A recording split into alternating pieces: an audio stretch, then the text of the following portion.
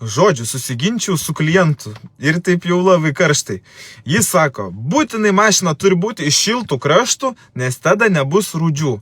O aš sakau, nebūtinai. Svarbu, mašina būtų nešlamštas, kokybiškas ir bus viskas gerai, kad ir iš Švedijos ar Suomijos.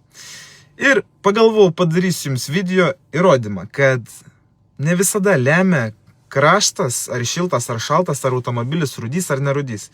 Esminis dalykas, ar jis yra kokybiško metalo ar nekokybiško. Štai jums puikus pavyzdys. Volvo XC60 2013 metų 12 mėnesio. Pažiūrėkit, rūdžio ant važiuoklės praktiškai nėra. Ant kėbulo irgi nėra, automobilis iš Švedijos. O dabar pasižiūrėkit 2016 metų Lexus NX iš prancūzų. Va, žiūrėkit, prancūzišką mašiną, ne?